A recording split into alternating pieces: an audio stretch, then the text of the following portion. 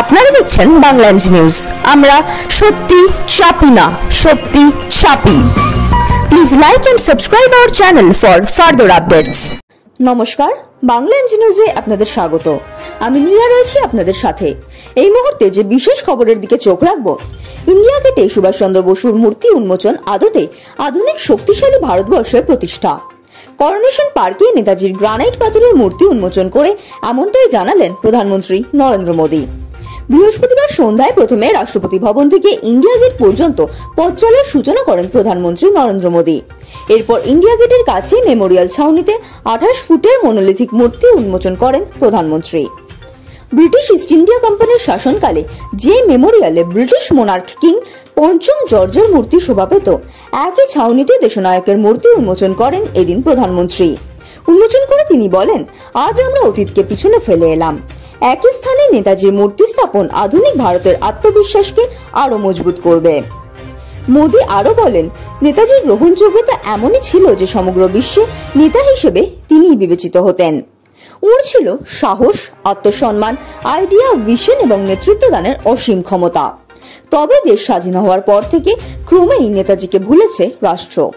তার বিভিন্ন ধারণা এবং দৃষ্টিভঙ্গি ধীরে ধীরে উপেক্ষিত হয়েছে বলে দুঃখ প্রকাশ করেছেন প্রধানমন্ত্রী।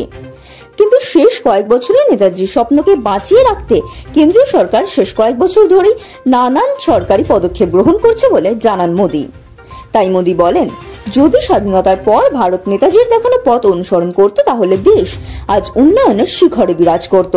কিন্তু দুর্ভাগ্য, স্বাধীনতার পর এই মহান নায়ককে আজ ভুলে গিয়েছে দেশবাসী।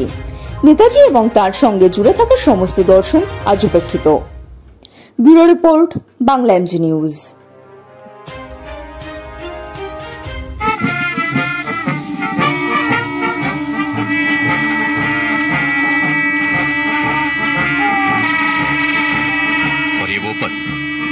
जब प्रधानमंत्री नरेंद्र मोदी ने नेताजी सुभाष चंद्र बोस की प्रतिमा का अनावरण किया।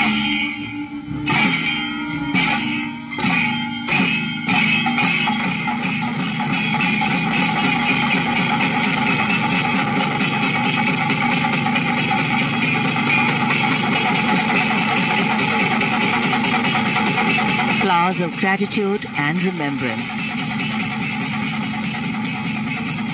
One of the greatest freedom fighters India's ever had.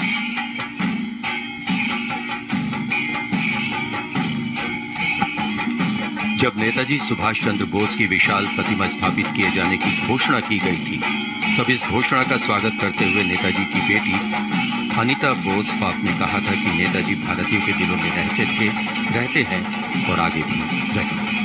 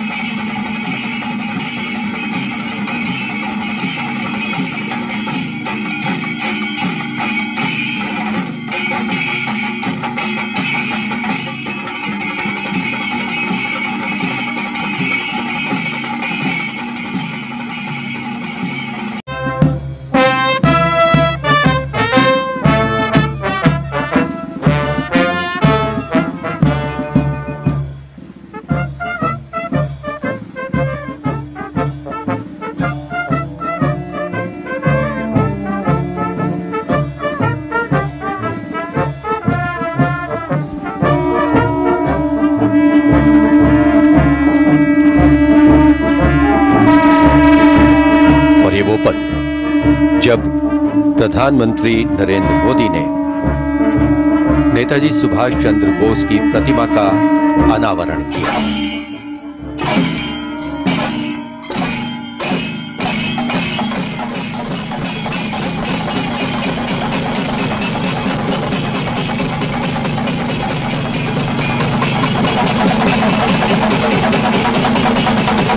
Flowers of gratitude and remembrance. One of the greatest freedom fighters India's ever had.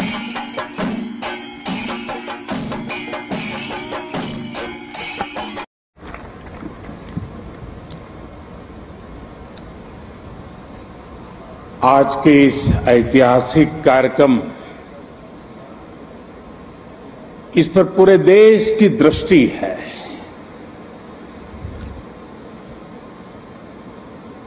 सभी देशवासी इस समय इस कार्यक्रम से जुड़े हुए हैं। मैं इस ऐतिहासिक क्षण के साक्षी बन रहे सभी देशवासियों का हृदय से स्वागत करता हूं, अभिनंदन करता हूं। इस ऐतिहासिक क्षण में मेरे साथ मंत्रिमंडल के मेरे साथी श्री हरदीप पुरी जी, किशन रेड्डी जी, अर्जुन राम मेघवाल जी, मीनाक्षी लेखी जी, कौशल किशोर जी आज मेरे साथ मंच पर उपस्थित हैं। देश के अनेक गणमान्य अतिथिगण वे भी आज यहां उपस्थित हैं। साथियों, आजादी के अमृत महोत्सव में देश को आज एक नई प्रेरणा मिली है, नई ऊर्जा मिली है। आज हम गुजरे हुए कल को छोड़कर आने वाले कल की तस्वीर में नए रंग भर रहे हैं। आज जो हर तरफ ये नई आभा दिख रही है, वो नए भारत के आत्मविश्वास की आभा है। गुलामी का प्रतीक किंग्सवे यानी राजपथ आज से इतिहास की बात हो गया है, हमेशा के लिए मिट गया है। आज कर्तव्य पथ के रूप में नए इतिहास का सृजन हुआ है। मैं सभी देशवासियों को आजादी के इस अमृत काल में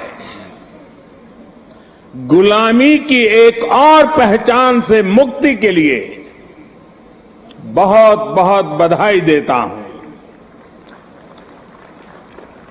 साथियों, आज इंडिया गेट के समीप हमारे राष्ट्र नायक नेताजी सुभाष चंद्र बोस की विशाल प्रतिमा भी,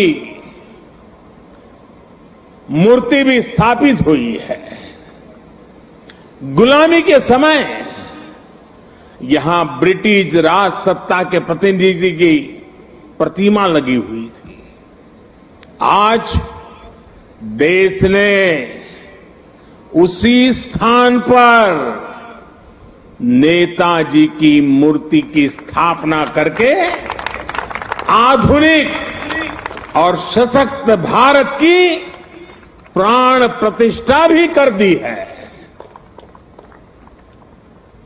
वाकई ये अवसर ऐतिहासिक है, ये अवसर अभूतपूर्व है।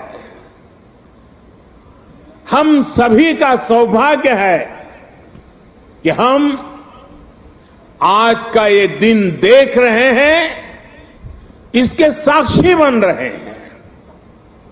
साथियों, सुभाष चंद्र बोस ऐसे महामानव थे जो पद और संसाधनों की चुनौती से परे थे। उनकी स्वीकार्यता ऐसी थी कि पूरा विश्व उन्हें नेता मानता था। उनमें साहस था, स्वाभिमान था, उनके पास विचार थे, विजन था, उनके नेतृत्व की क्षमता थी, नीतियां थी। नेताजी सुभाष कहा करते थे, भारत वो देश नहीं जो अपने गौरवमयी इतिहास को भुला दे। भारत का गौरवमयी इतिहास हर भारतीय के खून में है, उसकी परंपराओं में है।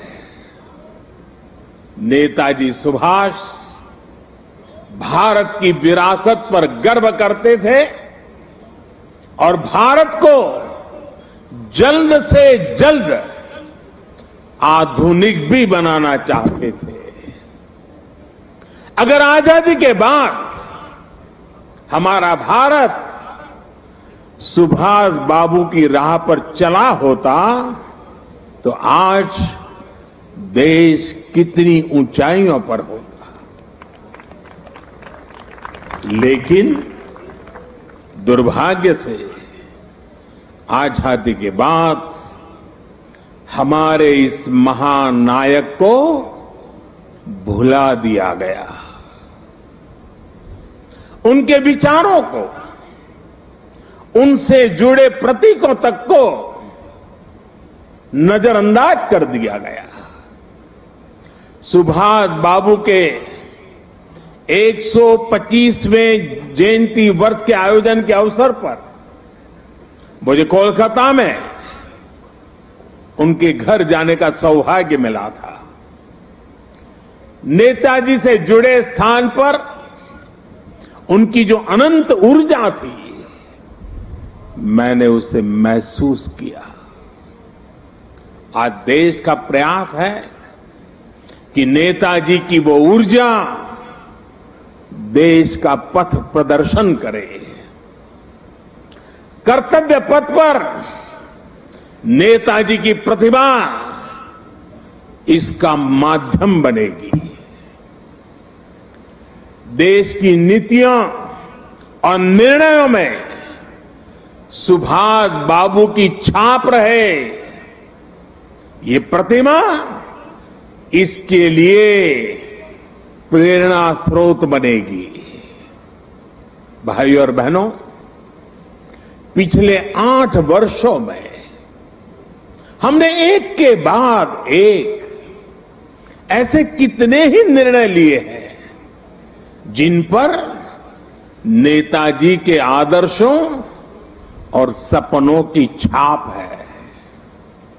नेताजी सुभाष अखंड भारत के पहले प्रधान थे जिन्होंने 1947 से भी पहले अंडमान को आजाद कराकर तिरंगा फहराया था।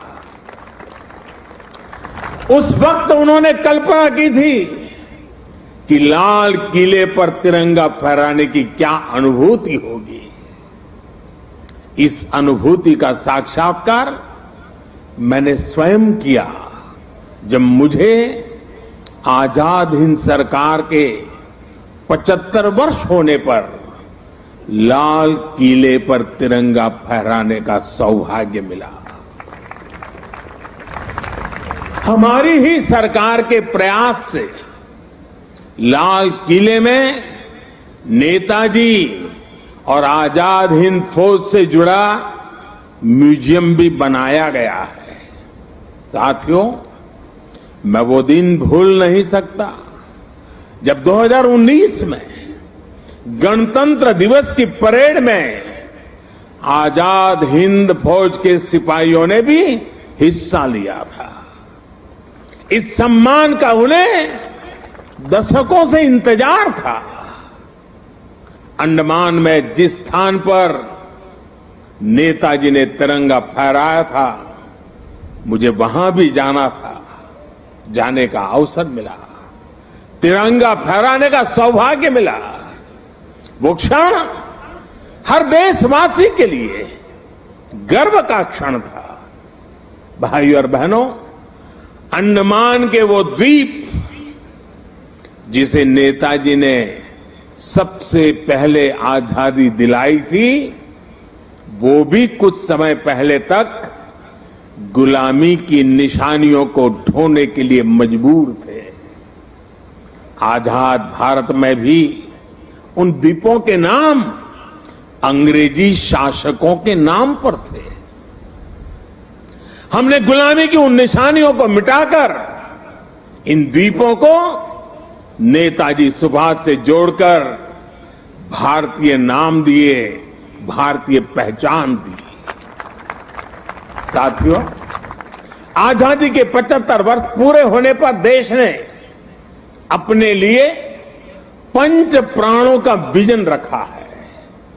इन 5 प्राणों में विकास के बड़े लक्ष्यों का संकल्प है, कर्तव्यों की प्रेरणा है, इसमें गुलामी की मानसिकता के त्याग का आह्वान है, अपनी विरासत पर गर्व का बोध है। आज भारत के आदर्श अपने हैं, आयाम अपने हैं। आज भारत के संकल्प अपने हैं, लक्ष्य अपने हैं। आज हमारे पथ अपने हैं, हमारे प्रतीक अपने हैं। और साथियों, आज अगर राजपथ का अस्तित्व समाप्त होकर कर्तव्य पथ बना है, आज अगर जॉर्ज पंचम की मूर्ति के निशान को हटाकर नेताजी की मूर्ति लगी है, तो ये गुलामी की मानसिकता के परित्याग का पहला उदाहरण नहीं है। ये न शुरुआत है न अंत है। ये मन और मानस की आजादी का लक्ष्य हासिल करने तक निरंतर चलने वाली संकल्प यात्रा है। देश के प्रधानमंत्री जहां रहते आए हैं, उस जगह का नाम रेसकोर्स रोड से बदलकर लोक कल्याण मार्ग हो चुका है। हमारे गणतंत्र दिवस समारोह में अब भारतीय वाद्य यंत्रों की भी गूंज सुनाई देती है। बीटिंग द रिट्रीट सेरेमनी में अब देशभक्ति से सरोबार गीतों को सुनकर हर भारतीय आनंद से भर जाता है। अभी हाल ही में भारतीय नौसेना ने भी गुलामी के निशान को उतारकर छत्रपति शिवाजी महाराज के प्रतीक को धारण कर लिया है। नेशनल वॉर मेमोरियल बनाकर देश ने समस्त देशवासियों की बरसों पुरानी इच्छा को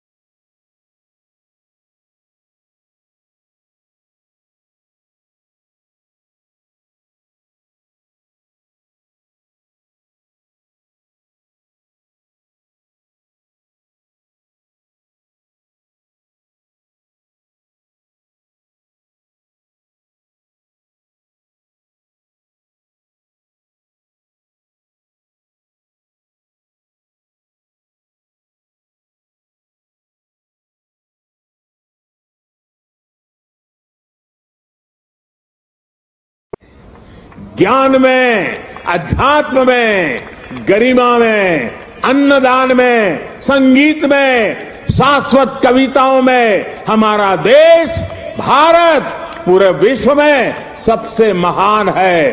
वीरता में, सेनाओं के शौर्य में, करुणा में, दूसरों की सेवा में, जीवन के सत्य को खोजने में, वैज्ञानिक अनुसंधान में हमारा देश भारत पूरे विश्व में सबसे महान है। ये तमिल कवि भरतियार का, उनकी कविता का एक एक शब्द, एक एक भाव को अनुभव कीजिए। साथियों, गुलामी के उस कालखंड में ये पूरे विश्व को भारत की हुंकार थी। ये हमारे स्वतंत्र सेनानियों का आह्वान था।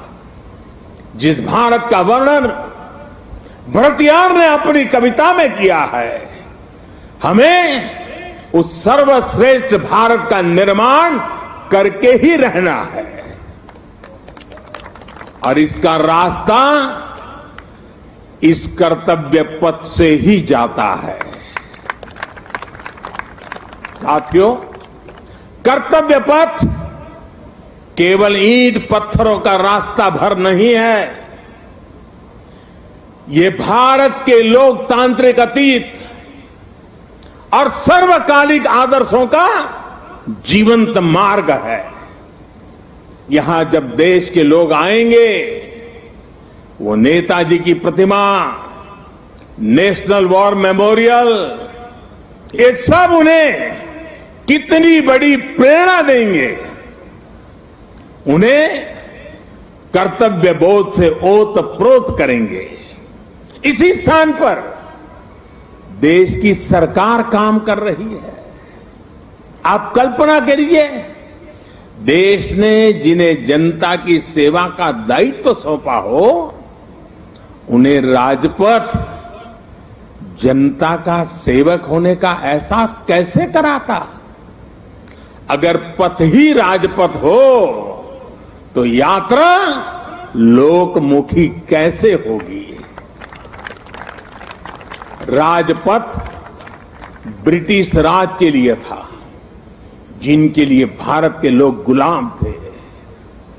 राजपथ की भावना भी गुलामी का प्रतीक थी, उसकी संरचना भी गुलामी का प्रतीक थी। आज इसका आर्किटेक्चर भी बदला है और उसकी आत्मा भी बदली है। अब देश के सांसद, मंत्री, अधिकारी जब इस उनमें नेशन फर्स्ट, राष्ट्र ही प्रथम, इस भावना का प्रवाह प्रतिपल संचारित होगा। साथियों, आज के इस अवसर पर मैं अपने उन श्रमिक साथियों का विशेष आभार व्यक्त करना चाहता हूं, जिन्होंने कर्तव्य पथ को केवल बनाया ही नहीं है, बल्कि अपने श्रम की पराकाष्ठा से देश को कर्तव्य पथ दिखाया भी है। मुझे अभी उन श्रमजीवियों से मुलाकात का भी अवसर मिला। उनसे बात करते समय मैं महसूस कर रहा था कि देश के गरीब, मजदूर और सामान्य मानवी के भीतर भारत का कितना भव्य सपना बसा हुआ है। अपना पसीना बहाते समय वो उसी सपने को सजीव कर देते हैं। और आज जब मैं इस अवसर पर मैं उन हर गरीब मजदूर को भी देश की तरफ से धन्यवाद करता हूं, उनका अभिनंदन करता हूं, जो देश के अभूतपूर्व विकास को ये हमारे श्रमिक भाई गति दे रहे हैं। और जब मैं आज इन श्रमिक भाई बहनों से मिला तो मैंने उनसे कहा है कि इस बार 26 जनवरी को जिन्होंने यहां पर काम किया है, जो श्रमिक भाई है, वो परिवार के साथ मेरे विशेष अतिथि रहेंगे 26 जनवरी के कार्यक्रम।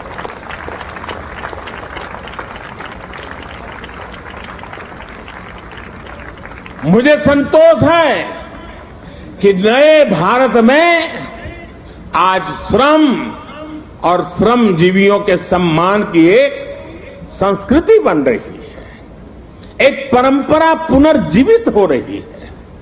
और साथियों, जब नीतियों में संवेदनशीलता आती है तो निर्णय भी उतने ही संवेदनशील होते चले जाते हैं। इसलिए देश अब अपनी श्रम शक्ति पर गर्व कर रहा है। श्रमेव जयते आज देश का मंत्र बन रहा है। इसलिए जब बनारस में, काशी में विश्वनाथ धाम के लोकार्पण का अलौकिक अवसर होता है तो श्रमजीवियों के सम्मान में भी पुष्प वर्षा होती है। जब प्रयागराज कुंभ का पवित्र पर्व होता है तो श्रमिक स्वच्छता कर्मियों का आभार व्यक्त किया जाता है। अभी कुछ दिन पहले ही देश को स्वदेशी विमान वाहक युद्धपोत आईएनएस विक्रांत मिला है। मुझे तब भी आईएनएस विक्रांत के निर्माण में दिन रात काम करने वाले श्रमिक भाई बहनों और उनके परिवारों से मिलने का अवसर मिला था। मैंने उनसे मिलकर उनका आभार व्यक्त किया। श्रम के सम्मान की परंपरा देश के संस्कारों का अमिट हिस्सा बन रही है। आपको जानकर अच्छा लगेगा कि नई संसद के निर्माण के बाद उसमें काम करने वाले श्रमिकों को भी एक विशेष गैलरी में स्थान दिया जाएगा। ये गैलरी आने वाली पीढ़ियों को भी ये याद दिलाएगी कि लोकतंत्र की नींव में एक और संविधान है तो दूसरी ओर श्रमिकों का योगदान भी है। यही प्रेरणा हर एक देशवासी को एक कर्तव्य पथ भी देगा। यही प्रेरणा श्रम से सफलता का मार्ग प्रशस्त करेगी। साथियों, हमारे व्यवहार में, हमारे संसाधनों में, हमारे साधनों में, हमारे इंफ्रास्ट्रक्चर में आधुनिकता का इस अमृतकाल का प्रमुख लक्ष्य है। और साथियों, जब हम इंफ्रास्ट्रक्चर की बात करते हैं तो अधिकतर लोगों के मन में पहली तस्वीर सड़कों या फ्लाईओवर की हो जाती है। लेकिन आधुनिक होते भारत में इंफ्रास्ट्रक्चर का विस्तार उससे भी बहुत बड़ा है, उसके बहुत पहलू है। आज Bharat social infrastructure, transport infrastructure, digital infrastructure के साथ ही कल्चरल इंफ्रास्ट्रक्चर पर भी उतनी ही तेजी से काम कर रहा है। मैं आपको सोशल इंफ्रास्ट्रक्चर का उदाहरण देता हूं। आज देश में एम्स की संख्या पहले के मुकाबले 3 गुना हो चुकी है। मेडिकल कॉलेजों की संख्या में भी 50% की वृद्धि हुई है। ये दिखाता है कि भारत आज अपने नागरिकों के स्वास्थ्य को बेहतर बनाने के लिए, उन्हें मेडिकल की आधुनिक सुविधाएं पहुंचाने के लिए किस तरह काम कर रहा है। आज देश में नई आईआईटी, ट्रिपल आईटी, वैज्ञानिक संस्थाओं का आधुनिक नेटवर्क लगातार विस्तार किया जा रहा है, तैयार किया जा रहा है। बीते 3 वर्षों में 6.5 करोड़ से ज्यादा ग्रामीण घरों को पाइप से पानी की सप्लाई सुनिश्चित की गई है। आज देश के हर जिले में 75 अमृत सरोवर बनाने का महाअभियान भी चल रहा है। भारत का ये सोशल इंफ्रास्ट्रक्चर सामाजिक न्याय को और समृद्ध कर रहा है। साथियों, ट्रांसपोर्ट इंफ्रास्ट्रक्चर के विकास पर आज भारत जितना काम कर रहा है उतना पहले कभी नहीं हुआ। आज एक तरफ देश भर में ग्रामीण सड़कों का निर्माण हो रहा है तो वहीं रिकॉर्ड संख्या में आधुनिक एक्सप्रेसवे बनाए जा रहे हैं। आज देश में तेजी से रेलवे का इलेक्ट्रिफिकेशन हो रहा है तो उतने ही तेजी से अलग अलग शहरों में मेट्रो का भी विस्तार हो रहा है। आज देश में अनेकों नए एयरपोर्ट बनाए जा रहे हैं तो वाटरवे की संख्या में भी अभूतपूर्व वृद्धि की जा रही है। डिजिटल इंफ्रास्ट्रक्चर के निर्माण में तो भारत आज पूरे विश्व के अग्रणी देशों में अपनी जगह बना चुका है। 1.5 लाख से ज्यादा पंचायतों तक ऑप्टिकल फाइबर पहुंचाना हो, डिजिटल पेमेंट के नए रिकॉर्ड हो, भारत की डिजिटल प्रगति की चर्चा पूरी दुनिया में हो रही है। भाई और बहनों, इंफ्रास्ट्रक्चर के इन कार्यों के बीच भारत में कल्चरल इंफ्रास्ट्रक्चर पर जो काम किया गया है उसकी उतनी चर्चा नहीं हो पाई है। प्रसाद स्कीम के तहत देश के अनेकों तीर्थ स्थलों का पुनरुद्धार किया जा रहा है। काशी, केदारनाथ, सोमनाथ से लेकर करतारपुर साहिब कॉरिडोर तक के लिए जो कार्य हुआ है वो अभूतपूर्व है। और साथियों, जब हम कल्चरल इंफ्रास्ट्रक्चर की बात करते हैं तो उसका मतलब सिर्फ आस्था की जगहों से जुड़ा इंफ्रास्ट्रक्चर ही नहीं है। इंफ्रास्ट्रक्चर जो हमारे इतिहास से जुड़ा हुआ हो, जो हमारे राष्ट्र नायक और राष्ट्र नायिकाओं से जुड़ा हुआ हो, जो हमारी विरासत से जुड़ा हो, उसका भी उतना ही तत्परता से निर्माण किया जा रहा है। सरदार पटेल की स्टैच्यू ऑफ यूनिटी हो या फिर आदिवासी स्वतंत्रता सेनानियों को समर्पित म्यूजियम, पीएम म्यूजियम हो या फिर बाबा Saheb Ambedkar memorial, national war memorial हो या फिर नेशनल पुलिस मेमोरियल, ये कल्चरल इंफ्रास्ट्रक्चर के उदाहरण है। ये परिभाषित करते हैं कि एक राष्ट्र के तौर पर हमारी संस्कृति क्या है, हमारे मूल्य क्या है और कैसे हम इन्हें सहज रहे हैं। एक आकांक्षी Bharat social infrastructure, transport infrastructure, digital infrastructure के साथ ही कल्चरल इंफ्रास्ट्रक्चर को गति देते हुए तेज प्रगति कर सकता है। मुझे खुशी है कि आज कर्तव्य पथ के रूप में देश को कल्चरल इंफ्रास्ट्रक्चर का एक और बेहतरीन उदाहरण मिल रहा है। आर्किटेक्चर से लेकर के आदर्शों तक आपको यहां भारतीय संस्कृति के दर्शन भी होंगे और बहुत कुछ सीखने को भी मिलेगा।